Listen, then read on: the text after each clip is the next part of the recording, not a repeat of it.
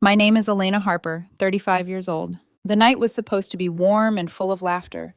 My mother's birthday party in our Boise home, a soft glow of string lights above the patio, the scent of vanilla from the cake I'd spent hours baking, and the subtle hum of neighbors chatting across fences. Guests lingered over wine, sharing small talk and compliments, children darting between tables. I had chosen a 3-tier vanilla cake, my hands steady from years of running Sweet Haven Bakery, a symbol of the life I had built from nothing. But the warmth evaporated in an instant. My father's voice cut through the hum, sharp, deliberate, and cold. Elena, you're a burden. We want to live without you. I froze, the spatula trembling in my grip, the cake unsteady on its platter. My mother, sitting upright in her party dress, nodded with an expression so devoid of warmth it made my chest ache. My sister Lila sat back in her chair, a smug smile playing at her lips, her wine glass poised as though the moment were a performance rather than a family shattering. The room went silent, the clinking of glasses fading to nothing. Every guest's gaze landed on me, wide-eyed or murmuring behind their hands. I could feel my heartbeat rising, tight and unrelenting, but I forced a calm smile, set the cake down on the table, and stepped outside. The cool Idaho night hit my face, crisp and electric. I didn't look back, not once. Just a few words at that party had ignited a chain of events that would unravel my life and my family in ways no one could anticipate. The moon hung low over the rooftops, silvering the edges of the trees. I leaned against the railing, letting the quiet soak into me. Memories of Sweet Haven flickered in my mind. The cozy shop downtown where locals queued for my lemon tarts and chocolate eclairs. My bakery had been my pride, my testament that I could stand tall, independent, and capable. But it was also the lifeline that had kept my parents' house from crumbling financially. 3 years ago, Mom's heart surgery had landed us in chaos, $60,000 in medical bills piling up, the mortgage threatening foreclosure. Without a thought, I had sold Sweet Haven for $90,000, every cent directed to their bills, and moved back home. I took a meager 15-an-hour job at a chain bakery just to stay close, keeping the family afloat while my own independence slipped through my fingers like flour dust in the air. And Lila? She had always been the favored one, the golden child, with charm that drew constant praise. When I returned home, her warmth vanished. She glared when I walked in, muttering about me taking up space in our house. One night, I overheard her on the phone, sharp enough to cut. Elena's just mooching off Mom and Dad. She hadn't noticed I was standing in the hallway. My fists clenched, but I swallowed my anger, telling myself this was her jealousy talking. The jabs kept coming, at dinner, over the phone, through pointed looks. My accomplishments were minimized, my sacrifices invisible. I had wired $2,000 every month for utilities and mortgage, cooked meals, fixed the leaky faucet, yet the gratitude never came. The sting wasn't just in their words, but in their indifference, the silent permission they gave Lila to tear me down. I thought back to simpler days when Lila and I had been inseparable, biking along Boise's green belt, ice cream melting down our hands, dreaming of futures we believed would never collide with betrayal. She wanted fashion. I wanted to bake for the world. I had given everything to keep my family safe, to support her dreams when they faltered, but it had only fed resentment. As I leaned against the railing, the city lights flickering in the distance, I felt a strange mix of sorrow and clarity. The party, the cake, the betrayal. It was a point of no return. The night stretched on, quiet, except for the occasional honk of a car or the distant bark of a dog. I realized that leaving had not been defeat. It had been survival. Inside, I imagined the stunned silence, the whispers that would follow. I thought of the neighbors, the town that watched us all so carefully, but their judgment was no longer my concern. I had carried their burdens long enough. It was time to consider my own. The hotel room later that night was dim, quiet except for the hum of the air conditioner. I lay awake, the ceiling above me patterned with the shadows of blinds, my mind tracing every choice, every sacrifice I had made. Sweet Haven, the long hours, the money wired monthly, all gone. All for them. And yet, here I was, called a burden in front of everyone. Tomorrow I would face the reality of stopping. No more automatic payments, no more invisible labor to prop up their world. The thought made my stomach knot, but also lifted a weight I had carried for far too long. Change was coming, whether they liked it or not. And for the first time in years, I felt a spark of something I hadn't felt in a long time: freedom. The morning after the party, sunlight filtered through the thin curtains of my hotel room, casting stripes across the bedspread. I sat on the edge of the mattress, elbows resting on my knees, fingers interlaced. The betrayal from the night before still stung, but a quiet clarity had settled over me. I wasn't going to run back to clean up their mess. Not anymore. It wasn't always this way. I remembered the day I sold Sweet Haven Bakery. My hands had trembled slightly as I signed the papers, the life I'd built from scratch, the shop that smelled of fresh bread and vanilla slipping through my fingers. But Mom had been on the phone, her voice tight with worry over the mounting bills. Dad's tone had been heavy with unspoken panic about the mortgage. They'd asked, begged really, and I hadn't hesitated. Every cent I had went to cover the $60,000 hospital bills and keep the house afloat. I packed up my apartment, my dream dissolving into cardboard boxes and borrowed containers. Moving back home, I took the chain bakery job, $15 an hour, a far cry from owning my own business. My friends had called it a step backward, but I had reasoned it as temporary. It was the only way to stay close, to keep their world from collapsing while my own ambitions were paused. Every day was a delicate balance. I'd wake before dawn, bake pastries at work, then come home to cook dinner, mop floors, fix the leaky kitchen faucet, all while keeping my parents' financial life steady. The $2,000 I sent every month covered electricity, water, and mortgage payments, a routine I clung to like a lifeline. But Lila, she saw it differently. She hadn't changed since childhood, always quick to find fault, always needing to assert that her path was more important. Her online boutique floundered, and she never hesitated to ask for loans, $500 one month, $1,000 the next, without ever repaying me. And whenever I tried to engage with her, to share a recipe I was experimenting with or a small triumph at work, she cut me off with a smirk. Why bother? You're just a cashier now. Her words weren't just dismissive, they were weaponized. Mom and Dad never intervened. Their silence was more cutting than Lila's words. I had expected gratitude, acknowledgement, maybe even warmth for giving up my independence for their sake. Instead, I was met with indifference. It had been years of invisible labor, unreciprocated love, and growing resentment from the one sibling I had once thought of as my partner in mischief. One evening, after a 12-hour shift, I came home to find Lila lounging on the couch, scrolling her phone. "You're always in the way," she snapped without looking up. "This isn't your personal hotel." I bit back my reply, reminding myself why I had come back in the first place, to keep the family together. But each insult, each dismissal added weight to a burden I was only now beginning to realize I didn't have to carry forever. I thought back to our childhood adventures, biking along Boise's greenbelt, laughing until our sides ached, dreaming big, thinking the world was ours. Lila wanted to design clothes. I wanted to bake for the world. But while my bakery had become a symbol of stability and hope, her boutique had remained a fragile dream, and my sacrifices had been invisible to her. The breaking point had been building for years, but I hadn't allowed myself to see it clearly. Lila's bitterness, the silent complicity of my parents, the unrelenting strain of supporting them financially. It had all been a slow erosion of my independence, my pride. And now, after the party, the words had landed like a final, irreversible blow. I realized I couldn't continue like this. I needed clarity. I reached out to Beverly Foster, my best friend since college, whose mismatched apartment always felt like a sanctuary. Her kitchen smelled faintly of coffee and old books, a comfort I hadn't known I needed. I told her everything, the party, my parents' words, Lila's cold smirk. She listened, eyes wide, stirring sugar into her mug with deliberate care. "They called you a burden?" she asked, voice tight with disbelief. "After everything you've done?" I nodded, throat tight. I recounted selling Sweet Haven, wiring the monthly payments, keeping their house running while Lila mocked me. Beverly leaned forward, eyes sharp.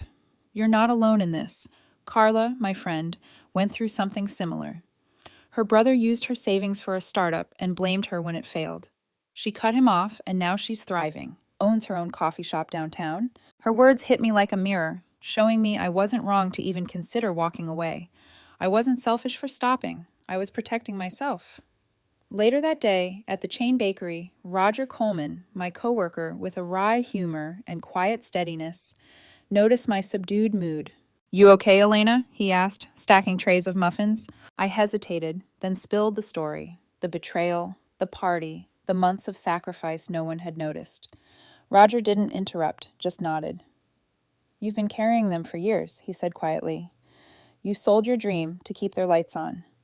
They don't get to treat you like that and expect you to keep paying. Stay strong. You're doing the right thing."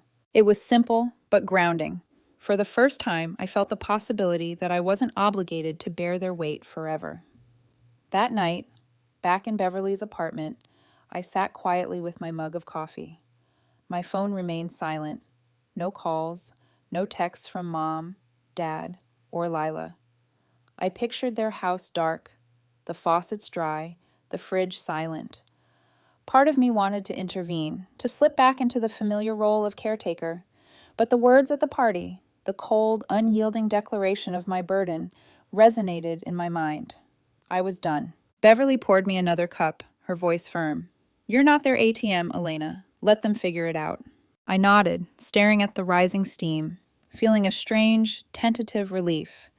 For the first time in years, I wasn't just surviving for them, I was surviving for me. 2 days after the hotel night, I made the decision I had been circling for months. Sitting at the hotel desk, fingers trembling, I logged into my bank account. 3 years of automatic $2,000 payments to cover my parents' utilities and mortgage. All of it ended with a single click. The knot in my stomach tightened, but underneath it, there was a strange sense of liberation, as though I'd set down a weight I had carried far too long. Driving back through Boise, the streets familiar yet now tinged with irony, I thought about what I had given up. Sweet Haven, my independence, the late nights experimenting with new recipes in a kitchen that had been my sanctuary. All of it for a family that didn't see my sacrifices, that couldn't even muster a thank you. I checked into Beverly's apartment again, seeking her steady presence. She looked up from her coffee, eyes sharp, noticing the tension in my shoulders. "Did you do it?" she asked quietly, already knowing the answer. I nodded. No more payments, no more invisible labor. They'll have to manage without me. Beverly reached across the table, her hand resting lightly over mine. "It's going to be messy. People might talk, but sometimes letting them fall is the only way they learn. And you're finally free to breathe." The first call came within hours. Dad's name flashed across my phone screen. My thumb hovered, hesitation and a flicker of doubt running through me. But I answered, keeping my voice steady, controlled. "Elena, what's going on? The lights are out, the water's off, you need to fix it now." His voice was gruff, edged with irritation. No preamble, no apology. My pulse quickened, but I stood my ground. "Dad, I'm done paying for you. You called me a burden. Figure it out yourselves," I said calmly. There was a long pause, then a frustrated huff. "You're being ridiculous," he said, cutting me off. I hung up, heart racing, but free. The anger that had simmered for years surged, then subsided, replaced by a strange sense of justice. They had made their choice. I had made mine. Then came the texts. Lila's first message was sharp, calculated. "Wow, Elena, real nice, cutting us off. You're so selfish." Each word was a needle, but predictable. I imagined her in that dark house, phone illuminating her face as she typed furiously. I replied with one line, short and final. "You need to take care of yourselves now. I'm not your bank." I turned off notifications and let the silence stretch. For the first time in years, I wasn't living to prop up their world. I was living for me. I thought about the 3 years of sacrifice, the countless nights spent cooking, cleaning, wiring money, and the invisible labor that had gone unrecognized. All of it had been taken for granted, and now they were scrambling. I didn't feel triumph, only a sense of closure. Across town, the neighbors began to notice. Norman and Alice Clark, ever vigilant, lingered on their porch, watching. The lights at Mom and Dad's house remained dark. Beverly told me she had overheard Alice murmuring at the grocery store, "The Harper's place looks abandoned. No power, no water." In Boise, news travels fast, and whispers carried faster than the truth. But their judgment didn't concern me. Let them talk. I pictured my family in the quiet chaos of a powerless house. Mom, probably lighting candles and rationing water. Lila, working tirelessly at her stalled boutique or maybe fuming over the lack of Wi-Fi. It wasn't my responsibility anymore. That evening, I returned to Beverly's apartment, sipping tea, letting the quiet settle around me. Her voice cut through my thoughts. You did the right thing. They can't guilt you into fixing their mess. I nodded, the weight of years of unacknowledged sacrifice lifting incrementally. But even as relief softened the edges of anger, a part of me couldn't ignore the pang of doubt, the flash of guilt that maybe, just maybe, I had been too harsh. I pushed it away.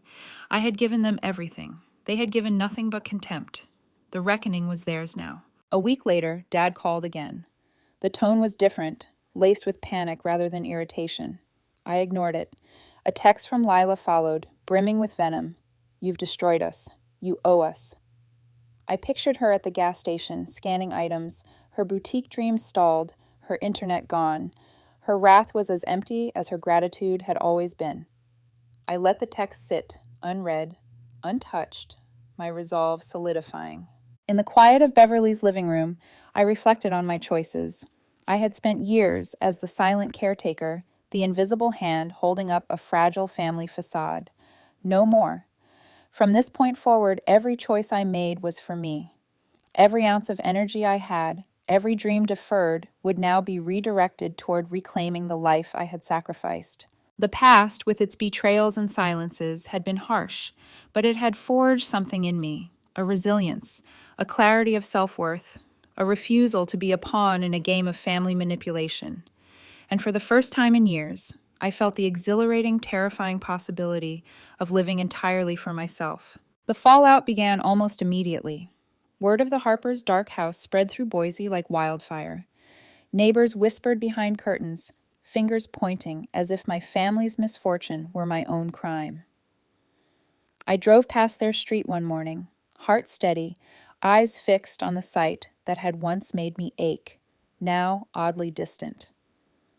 The house was silent, the mailbox empty, and for the first time, I didn't feel the need to intervene. At Beverly's apartment, I scrolled through my phone and saw Lila's latest social media post. Elena abandoned us. No electricity, no water. Some daughter. Comments poured in, sympathetic to her narrative, casting me as the villain. The betrayal stung differently this time.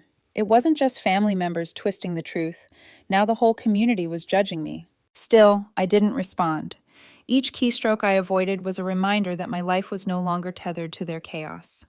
I focused instead on small, grounding rituals, testing new recipes for my planned bakery, sketching layouts for counters and display cases, and rebuilding a vision for myself that wasn't anchored in obligation. At work, the whispers followed. Roger noticed my distracted mood and pulled me aside. People are talking, he said softly, concern threading his words. But that's their version, not yours. You did what you had to do. You've been holding them up for years. They've never appreciated it. Don't let gossip weigh you down. His support, along with Beverly's, became my anchor.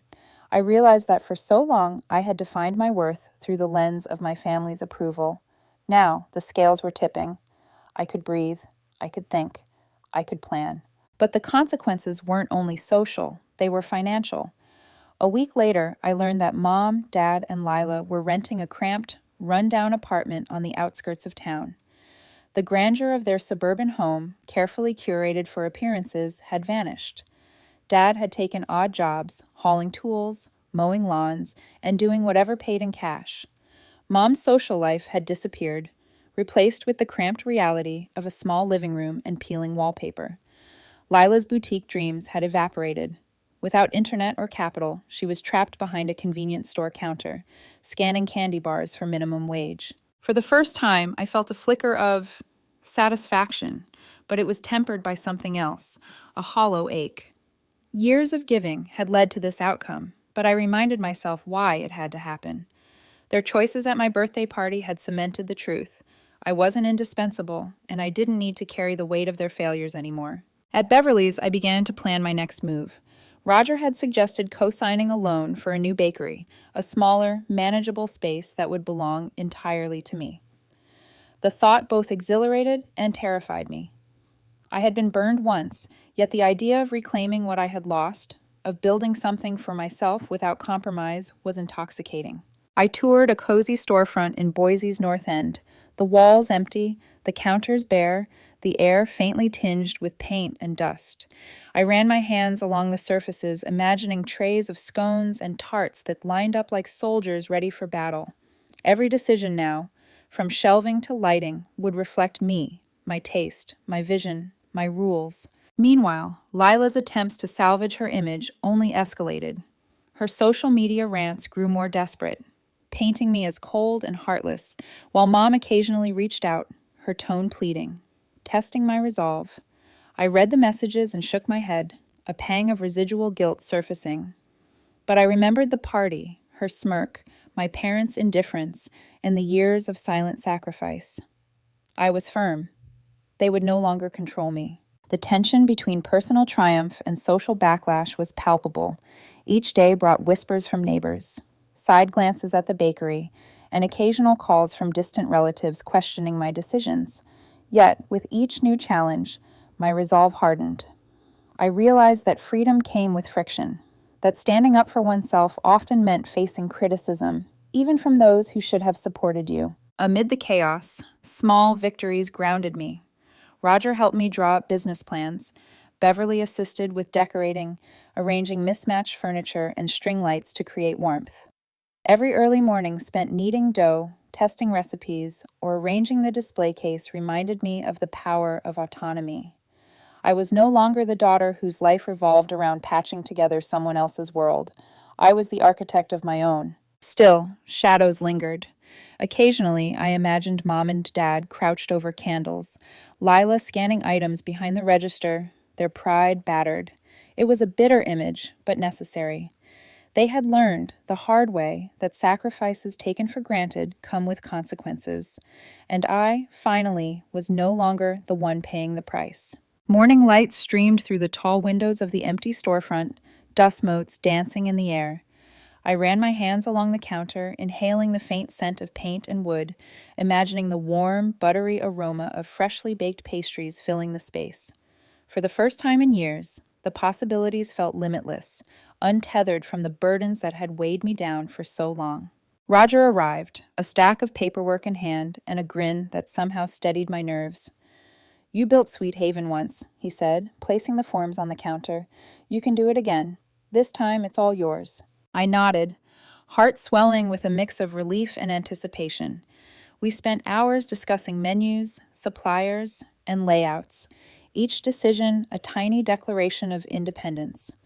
Beverly stopped by, her laughter and energy filling the space as she helped hang string lights and arrange chairs. Her presence reminded me that support didn't have to come from family to be meaningful, but the ghosts of the past lingered. Lila's online posts, twisting the narrative, still floated in my mind. Neighbors whispered in hushed tones when they saw me walking downtown, some curious, some judgmental. The Harpers' struggles, Mom and Dad navigating their cramped apartment, Lila scanning items behind a counter, were now a part of the town's collective story. I felt a pang of sorrow, but reminded myself why this had to happen.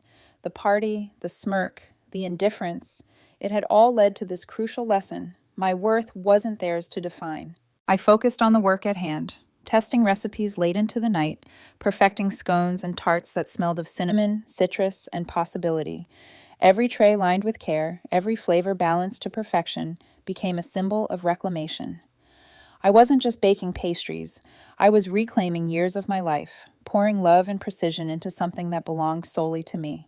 Then came the small signs of progress, locals stopping to peek in the windows, curiosity flickering in their eyes.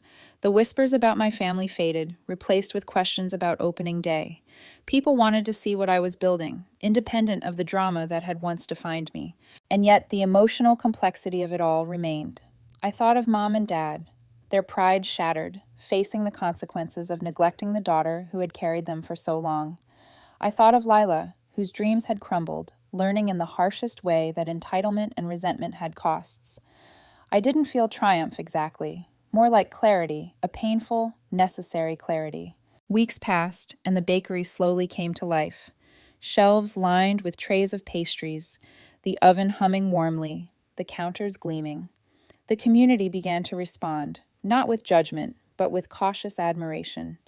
People who had whispered about me now asked for a taste, smiled at the aroma, and began to see, not the daughter who abandoned her family, but the baker who reclaimed her dream. One evening, as I arranged freshly baked cinnamon rolls, an email notification pinged. Lila. Subject, I'm sorry. I hesitated, finger hovering. The words were measured, careful. Elena, I was wrong. I shouldn't have posted those things or said what I did. We're struggling, and I lashed out. I hope you can forgive me. I closed the email without replying. Months of manipulation, public smear campaigns, and silent cruelty couldn't be undone with a single line of apology. Forgiveness would have to come from a place of genuine change, not convenience. Instead, I returned to the counter, brushing flour from my hands, letting the smell of sugar and spice ground me in the present. Beverly stopped by that evening, eyes bright as she took in the nearly finished space. This is going to be amazing, she said, running her hand along the counter. It feels like home. And it did. For the first time, I wasn't defined by sacrifice, expectation, or resentment. I was defined by skill, passion, and the ability to stand alone and thrive. The Harpers' struggles continued, but they were no longer mine to bear. I had drawn a line, and the clarity it brought was empowering. Standing behind the counter, I realized that freedom wasn't just about leaving the past behind. It was about building something enduring for myself. The bakery would open soon, but even before the doors swung wide, I could feel a life reshaped by boundaries, resilience, and the courage to reclaim what had been lost. The whispers, the judgments, the echoes of betrayal, they had all sharpened me. Now I could create without compromise, love without expectation, and live without guilt. The oven hummed softly, a warm, steady heartbeat in the quiet shop. I smiled. For the first time in years, I felt whole. The morning of the grand opening arrived like a quiet storm. Sunshine spilled through the bakery windows, catching dust motes that danced like tiny sparks of promise. I adjusted the display case for the last time, lining up trays of pastries that smelled of cinnamon, lemon, and chocolate, a small army of sweetness ready to reclaim my world. The bell above the door jingled before the official opening, and I looked up to see familiar faces from the north end. Locals curious, cautious, drawn in by the rumors that had once painted me as heartless. Now, their expressions were tempered by admiration, a subtle acknowledgement that I had built something remarkable from nothing. Roger leaned against the counter, giving me a small, encouraging nod. Beverly stood nearby, her hands dusted with flour from the last-minute decorations. Their unwavering support reminded me that family didn't always come from blood. It could come from those who truly see you, believe in you, and hold you up when the world doubts your worth. And then came the call I had been anticipating, though I hadn't realized it would hit me so sharply. My phone buzzed with an incoming number I recognized immediately. Mom. I hesitated, thumb hovering over the green button. When I answered, her voice was quiet, hesitant, a fragile echo of the woman who had once wielded power with a simple glance. Elena, we need to talk, she said softly, each word careful, almost pleading. I took a deep breath, steadying myself against the pull of old habits. We're talking now, I said, voice firm. But understand this. I'm not turning back. Not for bills, not for guilt, not for anyone. I've carried enough. Her voice cracked. I know. I know we've hurt you. Lila, too. She's learned the hard way. We've had to face ourselves. Your father, he's been humbled. We understand what we took for granted. A flicker of something I hadn't felt in years. Pity? Or maybe relief passed through me, but I remained resolute. I hear you, I said, but hearing doesn't change the past.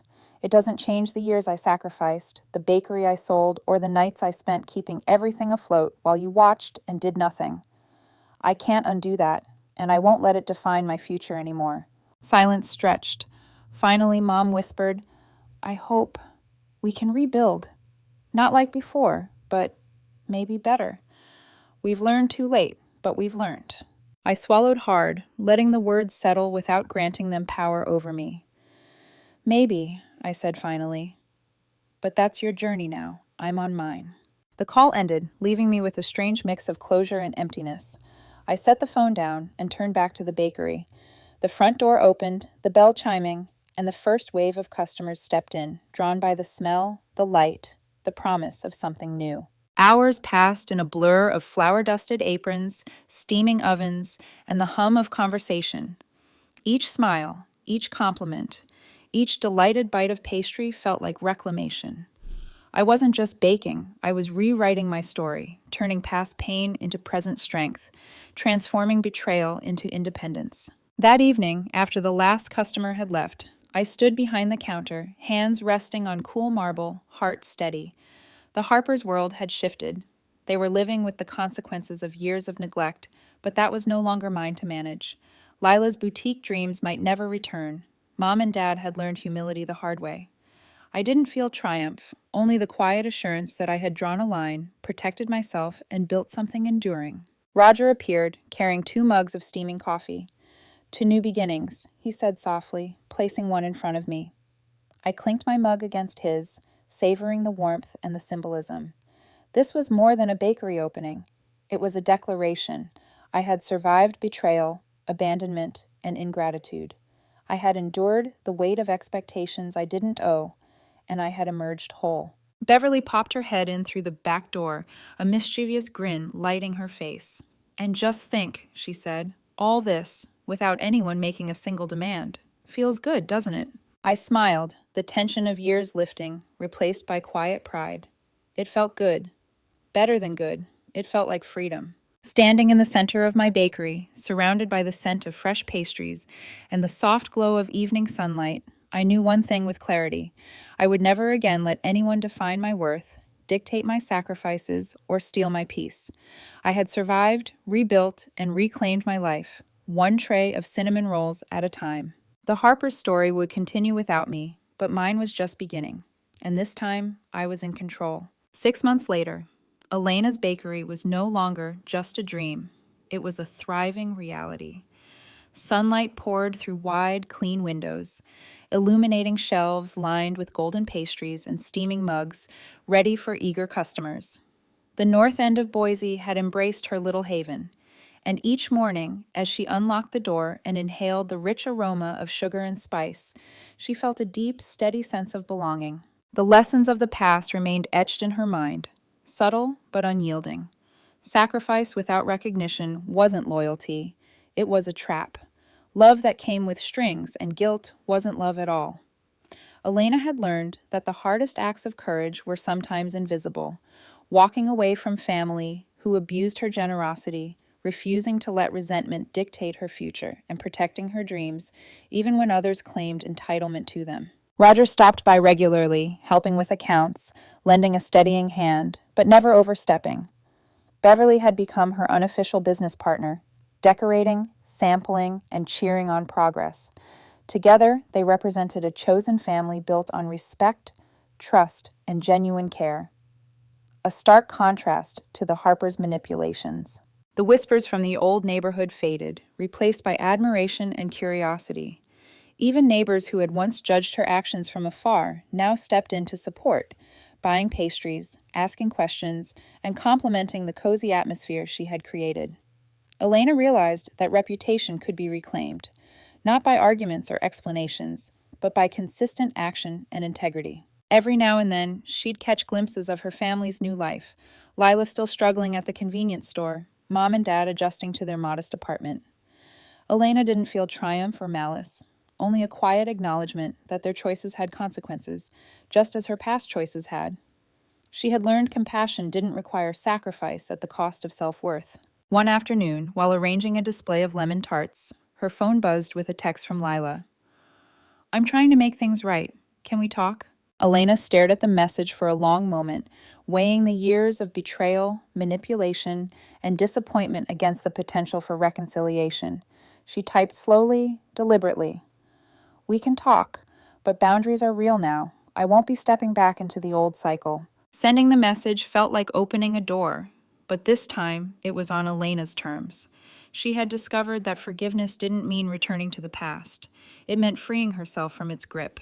That evening, as she wiped down counters and prepared the ovens for the next day, she paused and looked around the bakery. Every tray, every carefully crafted pastry, every smiling customer reflected the choices she had made. Courage over complacency, self-respect over resentment, action over stagnation. She had built a life she could stand in proudly, one that reflected her values, talents, and resilience. Standing in the warm glow of her reclaimed space, Elena realized that family wasn't always defined by blood or obligation. It was defined by trust, respect, and mutual care. And while the Harpers' story would continue, hers had been rewritten on her own terms. With a deep breath, she pulled a tray of freshly baked cinnamon rolls from the oven, the sweet aroma filling the room, and smiled. She had survived betrayal, endured ingratitude, and emerged stronger, wiser, and freer than she had ever imagined. And now, at last, she could live fully for herself, one perfect pastry at a time.